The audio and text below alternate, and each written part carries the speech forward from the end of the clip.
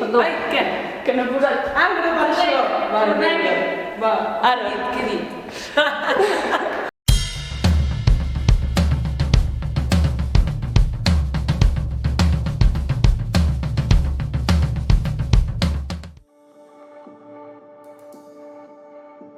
Doncs per mi ser músic és un regal que m'ha fet la vida, és una sort molt gran, perquè al final he aconseguit viure de la música a dia d'avui, no sé què passarà el dia de demà, però fer el que t'agrada o poder viure amb una disciplina artística d'aquest tipus, a mi m'omple molt, és una cosa que em fa feliç. Ser músic no té una definició concreta.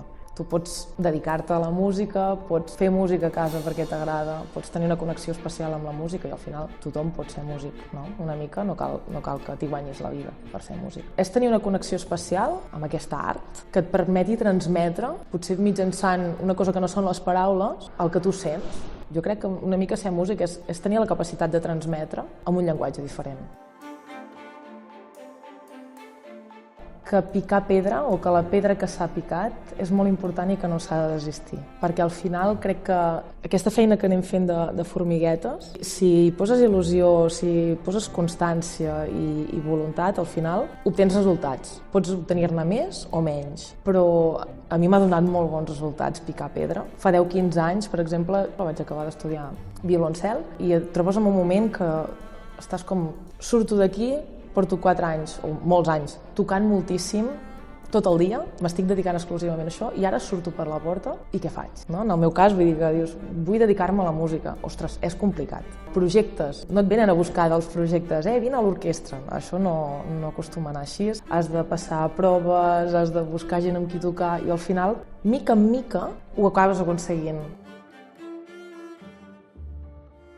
Per mi, picar pedra, en el món que visc jo, o en el que m'he format jo, que és molt diferent, que és el món de la música clàssica, violoncel, picar pedra és estudiar molt. Marcar-te uns objectius, intentar aconseguir-los, arribar a un nivell tècnic bo per poder competir el dia que sortis a fora, perquè és que no ens regalen la feina, tu te l'has de guanyar. Parlo del sector que jo conec, que és el de la música clàssica, per exemple, però jo no soc gens competitiva en aquest aspecte, però al final és el que et trobes.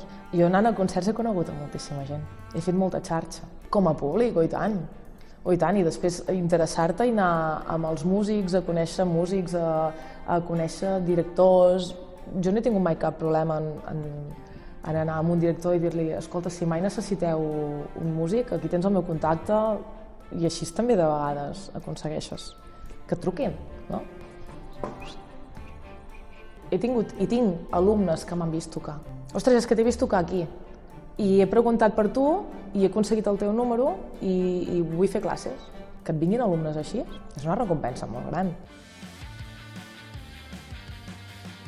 Jo vaig començar amb el meu grup a l'institut, que a més no tocava el cello, tocava el baix elèctric, per exemple, un grup que vam fer de punk a Banyoles a l'institut que es deia Obnoctus, que ens ho vam passar molt bé i vam riure molt. Després sí que ja em vaig posar una mica més en sèrio amb el violoncel, però també era més època d'estudiant, no tens un projecte fix amb aquest que puguis anar fent regularment produccions. Jo puc dir que un dels projectes no és que en formi part, sinó que és meu i dels altres meus companys, que és Nordencellos, que som un quartet de violoncels.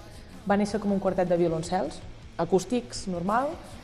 Sí que tocàvem rock i ens agradava fer un repertori una mica diferent, però al final vam decidir introduir un bateria, en Joel, i ens vam reconvertir una mica i en lloc de fer amb violoncels acústics, doncs anem amb violoncels elèctrics.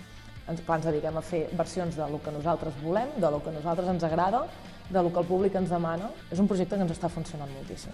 Estem girant per tot Catalunya i ja estan començant a sortir coses a fora. Vaig estar en un grup de Banyoles que es deia Rums, ja no existeix, també tocant al baix. I actualment, dels projectes que també formo part o de col·laboradora a l'Orquestra Simfònica del Vallès, poder tocar amb simfònica al final sempre és un luxe.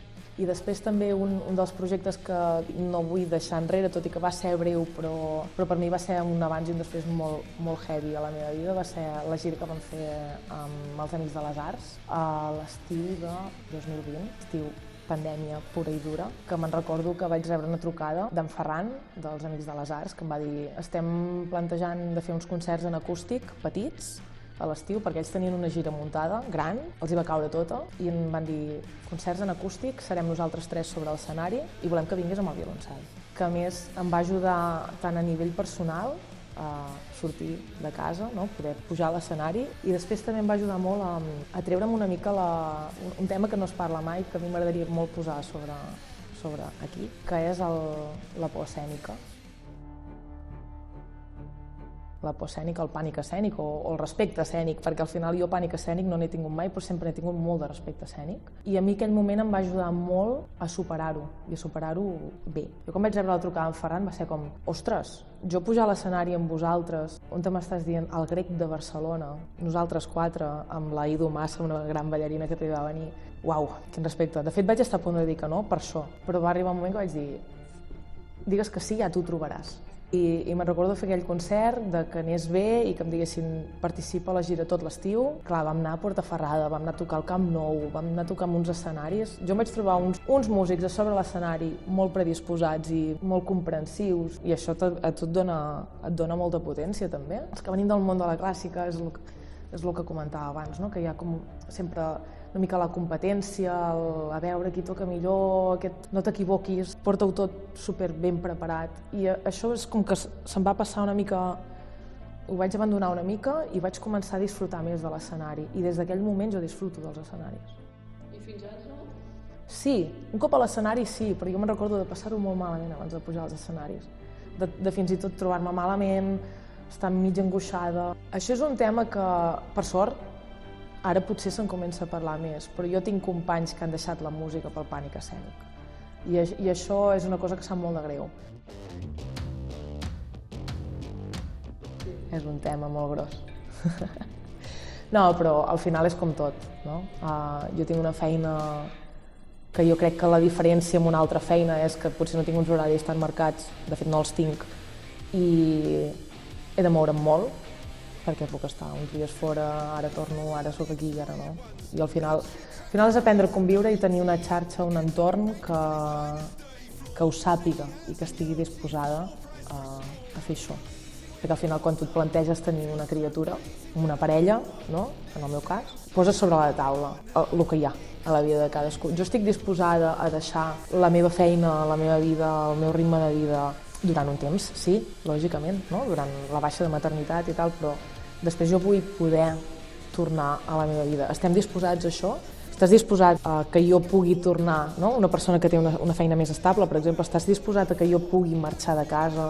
I que hauria de ser el mateix al revés, però en el meu cas és així, sóc jo la que marxo. Jo m'he trobat aquest suport i això a mi m'ha permès poder tornar al 100% a la música. A poc és complicat, perquè hi ha dies que deixes a la criatura al matí i potser no la veig fins d'aquí 3 dies o una setmana, o hi ha dies que tinc la sort de poder estar tot el dia a casa i gaudir, no? Però no és allò que diguis, és que jo de dilluns a divendres sé que la meva filla va a col·le i que al cap de setmana estaré amb ella. Normalment és el contrari.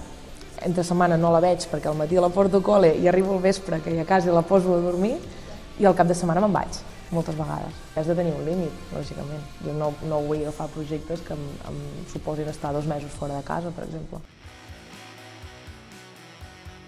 Que jo sempre he viscut molt amb aquests dos mons que sembla que hagin de ser totalment paral·lels però no trobar-se mai, no? Que són la música clàssica i el punk, i que estic molt contenta d'haver tingut l'oportunitat d'haver-los fusionat en algun moment, fins i tot. Bé, he aconseguit gravar al final com a anècdotes, és guai perquè per mi és una cosa que ha estat superimportant, que he aconseguit gravar amb grups de punk, per exemple, participant en discos de grups de punk amb el violoncel, i això és una cosa que i espero continuar-ho fent i que funciona superbé, poder portar instruments de la vessant més clàssica, violins, violoncels, a dintre aquestes gravacions o dintre aquests concerts, i això és molt guai. I el de Pongoncello va ser pel confinament, més que res perquè jo un dia em vaig posar a gravar amb una aplicació del mòbil, un multipantalla d'aquests, em vaig posar a gravar versions de el que sonava en el moment, com aquell que diu, Rosalía, no sé, alguna banda sonora, i un meu amic em va dir un dia, tu, per què no fas un tema de Cream en aquell moment? I, uau, bueno, ho provarem, i al cap de 2 o 3 dies el vaig arranjar, el vaig gravar i va quedar molt guai, el resultat a mi em va encantar, m'ho vaig passar superbé fent-ho, vaig penjar a xarxes, vaig compartir-ho amb els de Cream, allò va ser com l'espuma, va créixer un piló, i dic, vale, doncs anirem per aquí. Clar, em vaig posar a versionar que sigui Cortatu, Opció 95, Inadaptats, bueno, la música que a mi m'agrada, que m'ho passava teta arranjant-la i superbé gravant i compartint-ho, a la gent li va començar a agradar, perquè a més va començar a agradar en un sector de gent que no està acostumada a sentir un violoncel, perquè era gent que li agradava el punk rock, o també vaig fer moltes covers de música jamaicana, d'ska, de reggae. Clar, no és un públic que vagi a concerts de clàssica, per exemple, però els estàs portant l'instrument en el seu terreny amb una sonoritat molt diferent, molt més càlida, molt més suau, i va tenir superbon resultat.